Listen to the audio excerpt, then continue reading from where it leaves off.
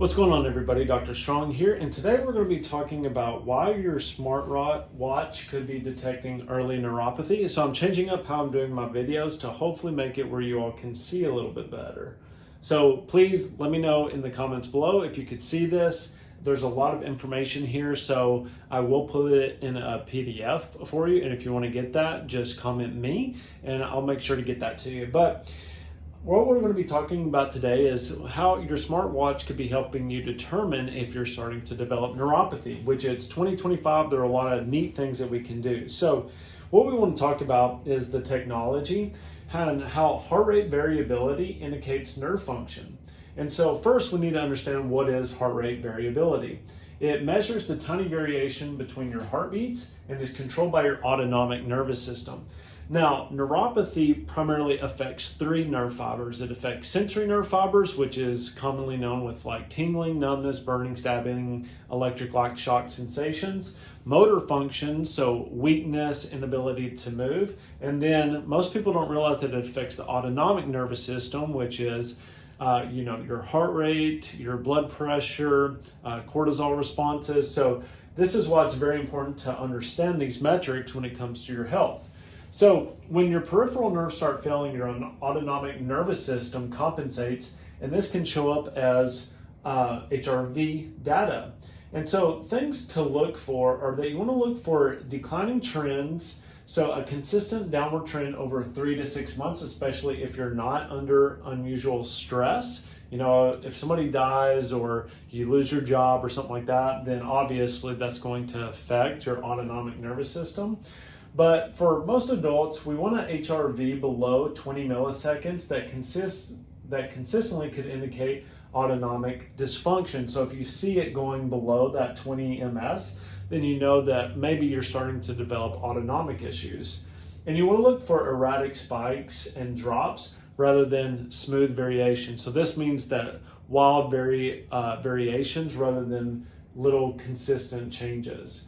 So sleep pattern disruptions can be an early sign. I don't know how many people come into my office, and one of the main things that they want to resolve is they want to be able to sleep better because they're just getting, no sleep because of the burning, tingling, numbness in their legs or restless legs. Like I had a patient call this morning, and she's having horrible restless leg syndrome, and we know that she has neuropathy, so it's causing a lot of issues. So the science is that the nerve-sleep connection, damaged nerves often cause micro-awakenings you're not even aware of. So if you're waking up a lot throughout the night, the restless legs, then that can be a sign as well. And then it can impact the REM sleep. So this is your deep sleep. So neuropathy frequently disrupts REM sleep first before you notice any daytime symptoms. So if you're waking up feeling tired, if you're feeling sluggish, if your legs ache, especially in the morning, or it takes a long time to get them going, this can be a sign as well. So smartwatch indicators, sleep efficiency, so consistently below 85% efficiency without obvious causes. REM percentage, so your REM sleep is dropping below 15% of total sleep time. Restlessness score, increasing restlessness scores over time, especially in the legs. And then wake episodes, more than 3 to 4 awakenings per night, becoming the norm. These are really important factors, especially if you are a diabetic, if you've had chemo or radiation therapy, you've got an autoimmune condition, and you're starting to notice these variables, especially if you have a smartwatch that is picking this up. So activity tracking revealing balance issues. This is so neat that we can do this.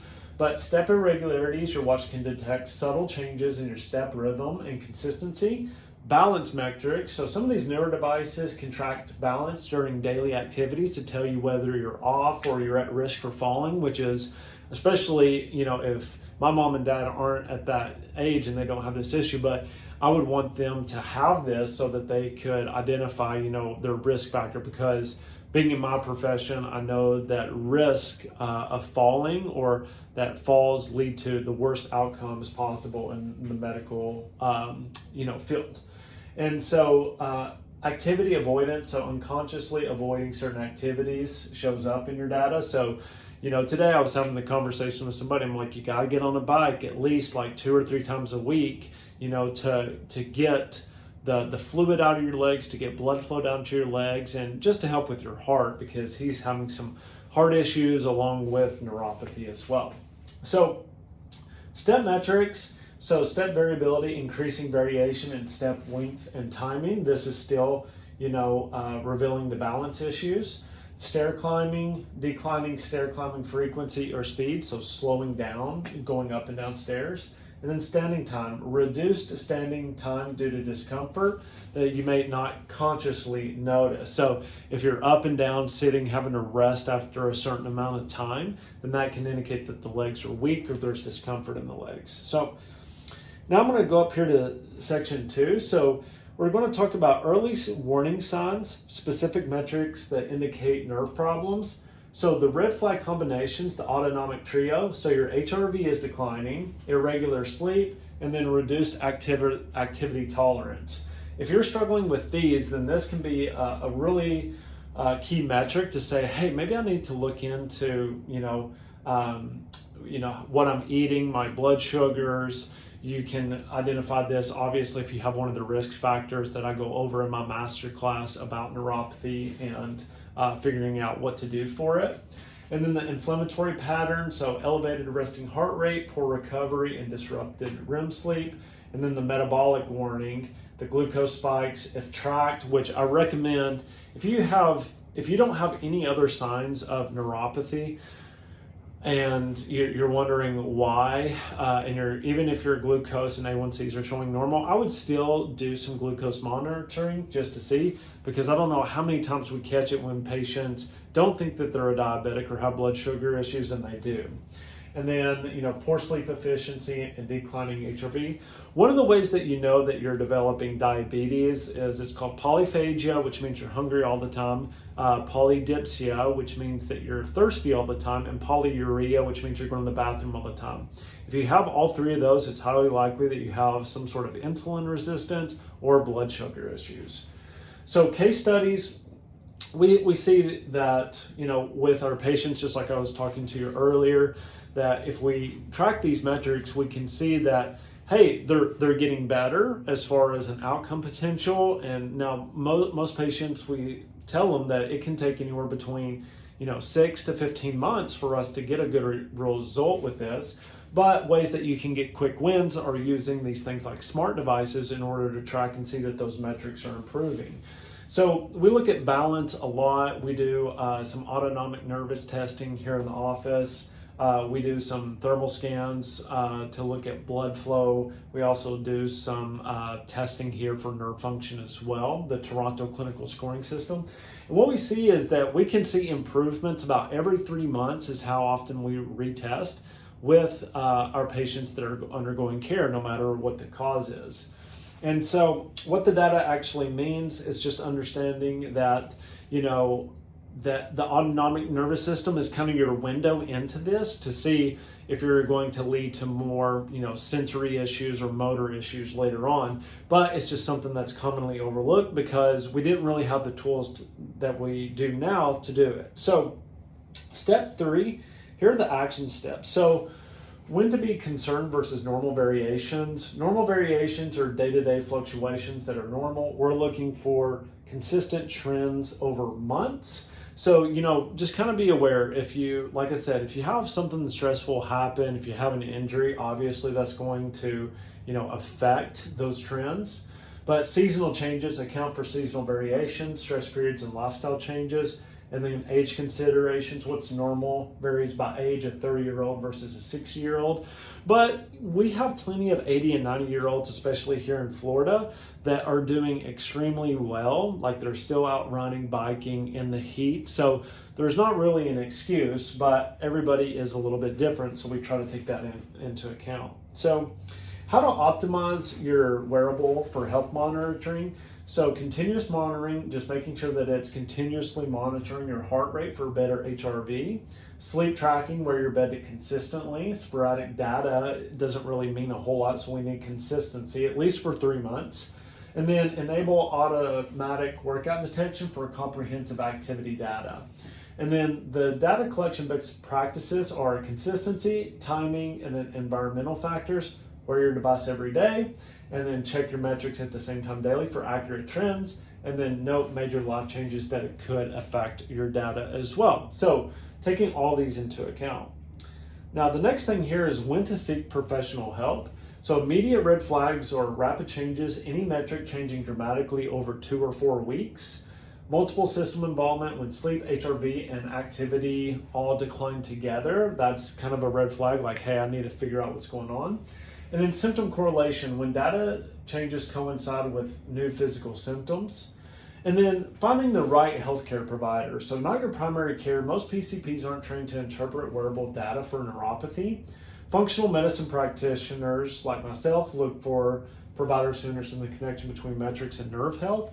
And then neurologists, specifically those familiar with small fiber neuropathy. Now, the thing about the medical system is that they're probably going to, there's only one thing that they'll do, maybe two, is that they'll give you a medication like gabapentin, Lyrica, Cymbalta, Neurontin, but what I find is most patients don't want to take these, or they're looking for something because it's only continuing to get worse, and the only thing they're given is more and more and more.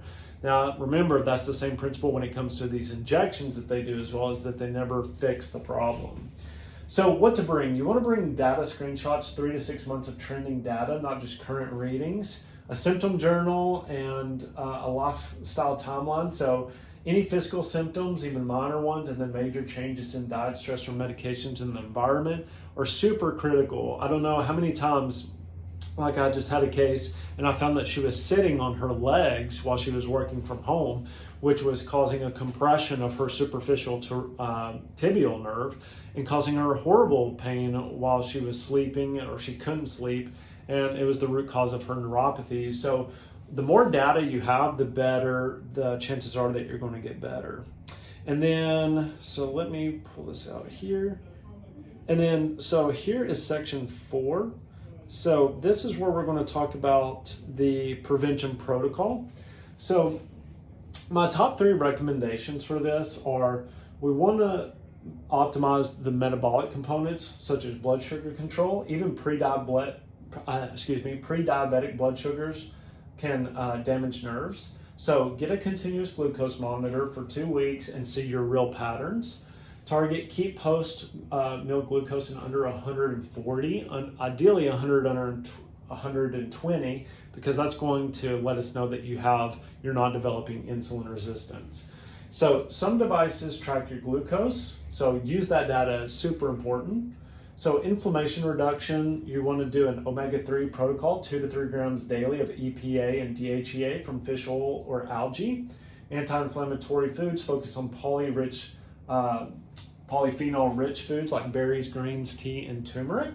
And then elimination diet, consider removing common inflammatory foods for 30 days. This is super important. And then sleep architecture, so keep your bedroom between 65 and 68. This will help improve your deep sleep. Light exposure, so morning sunlight within 30 minutes of waking, and dim lights 2 hours before bed. And then timing, consistent sleep-wake times. Your HRV will improve within 2 weeks if you can keep that as consistent as possible. So advanced sleep strategies, you can do 400 milligrams of magnesium glycinate 1 hour before bed. Breathing techniques of 4-7-8 breathing. Your device will show immediate improvement in your HRV. And then sleep position, elevate legs slightly if you suspect circulation issues. So this can help a lot with patients because we find blood flow is a huge issue.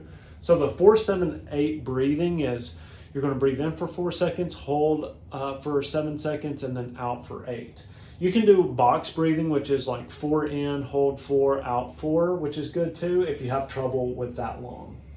And then number 3 is targeted supplementation. So nerve specific nutrients like alpha lipoic acid, 600 milligrams daily. This is the most researched supplement for neuropathy. B complex, high potency B complex with methylated forms. And then vitamin D, this to optimize your levels to 50 to 70 nanograms per milliliter. Deficiencies in this will worsen neuropathy. And then these are just some extra ones, but mitochondrial support.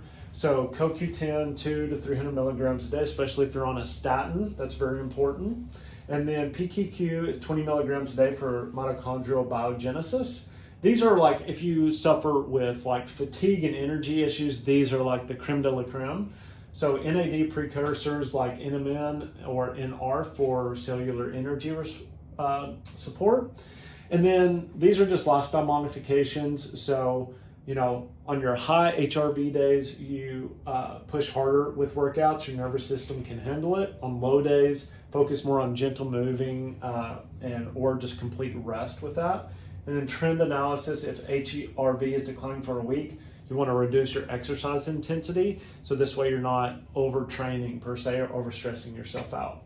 And then sleep guided nutrition, poor sleep nights, avoid caffeine entirely the next day. This is kind of the opposite of what you would think, but this will help you sleep better that night rather than just kind of putting you in this perpetual cycle of caffeine dependency. And then REM sleep issues, consider magnesium and reduce evening screen time. And then deep sleep problems, check room temperature and consider an earlier dinner. And then activity guided recovery, step variability increasing. Focus on balance exercise and proprioception training. So identifying where your feet and ankles are at can really help a lot. And then recovery scores declining, increased rest days, and consider massage or sauna. And then heart rate zone shifting may indicate autonomic dysfunction. So make sure that you see your doctor or another professional. So I hope this was helpful. I know it's a lot of information, but I wanted to give you as much as I could. If you're interested, then you can check out my channel, and then in the description below, I'll put the link to the free masterclass about neuropathy. And from there, you know, I go over the different causes of neuropathy and, you know, what to do with that. But I do work with people all over the country virtually, so you know you can book a call if you want to. If I can't help you, then what we do is we just refund you the $49 consultation fee, and I just say I can't help you, or I try to direct you to the correct place. But if I can, then we talk about what that looks for you specifically, because everybody's a little bit different, especially a diabetic neuropathy versus a chemo versus an autoimmune induced neuropathy. So hopefully this helps. If you have any questions, just please comment. If you haven't already, please like and subscribe. I'm going to be making more of these videos, and I'll look forward to seeing you all next time. Bye.